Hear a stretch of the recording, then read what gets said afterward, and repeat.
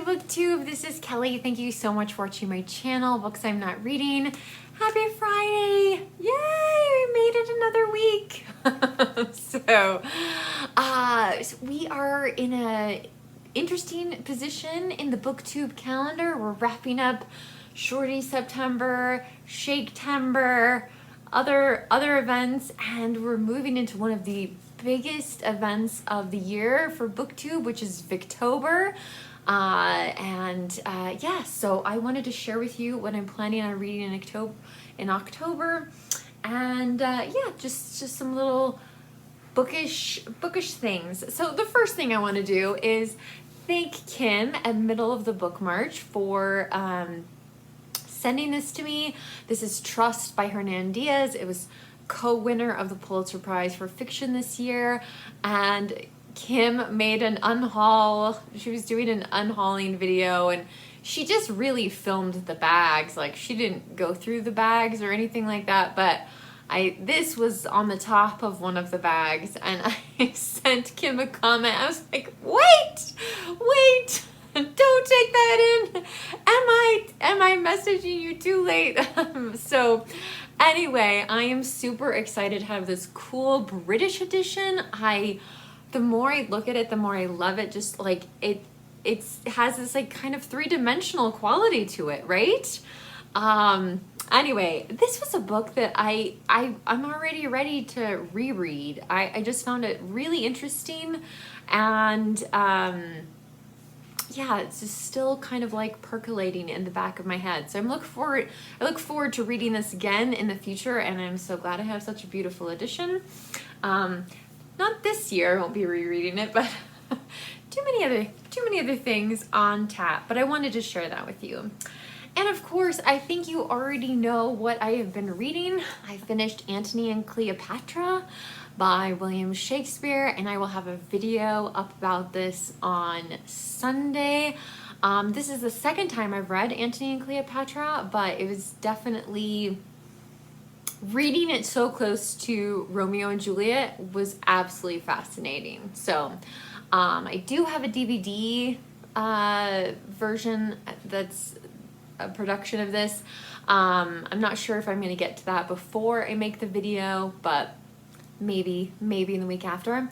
And then I also have a special Shaketember video that should be up on Tuesday, so watch out for that.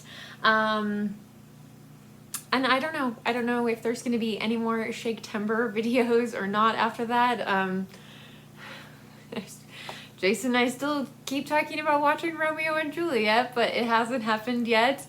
And yeah, I've also thought about making a video about being a host for the first time and what that experience was like. So let me know in the comment section if that would be of interest to you.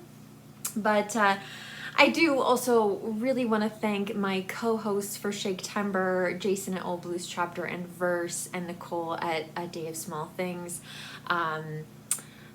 They really are the ones who came up with the majority of the questions for the Shakespeare Journey tag, which I have loved. And I have an entire playlist of all the ones I've seen so far.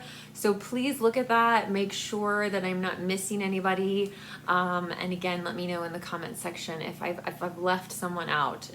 It's definitely not intentional by any means. So now, going from Shakespeare to the Victorians, that can be a little bit challenging. And so I did start reading Slow Horses by Mick Herron. I recently watched the first 2 seasons of the miniseries of this on Apple TV, and I was just obsessed. I could have binge watched it all, and I think another 2 seasons are coming out later this year. So anyway, but yeah, I've just started this, but I thought it would be a really good transition between, yeah, like just something totally different, and I don't want to say fluff, but something different, something maybe a little lighter to read before we dive into Victober. So I will hopefully be reading this in the week ahead. And I've already really enjoyed the tiny bit that I've read, and like I said, I've really just scratched the surface. So Victober, the month where we celebrate Victorian authors, Victorian poets and playwrights and all kinds of things. And there are just some really, really incredible hosts for this event. Katie at Books and Things, Marissa at Blatantly Bookish, Kate Howe, Roz at Skelly Dandelion About the Books, and Petra Yu. So I will leave links to their channels down below, and brace yourself because they will all have a lot of great supplementary content to go along with the prompts for Victober, which I usually ignore. But they will have a lot of recommendations of great Victorian pieces of literature, and so it is definitely worth checking out. What am I gonna read for Victober? And I would love, you know what, I would love to come with you, this huge stack of books, and read them all in October, and it's just, unfortunately, it's just not gonna happen. So I have a very small pile, one of which I started last Victober, and please, dear God, do not let this be the thumbnail. This is the Ghost Stories of Joseph Sheridan LeFanu. I started reading this, like I said, last Victober. I read some of the Irish stories for the Irish readathon in March, which was great fun. I think I have 8 stories left, and some of them are a little bit long, but I really would love to have this book done by the end of October. I keep saying Antony Trollope should not just be for Victober.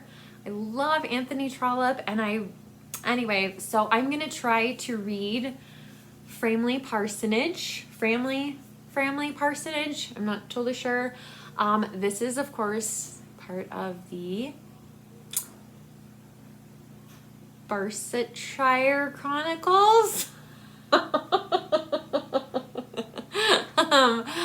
And look how beautiful. Oh, I love these Penguin Classic covers. I wish I had them for the whole set. But anyway, so it's a gorgeous cover, and Trollope is just a delight. I would really recommend him if you've never tried him out. He is a bit like Shakespeare in the sense that I feel like I found him just too late in life. I can't remember whose video it was. I feel like it might have been Katie's, talking about how she's read 30 books by Trollope, and I don't think that's gonna happen for me.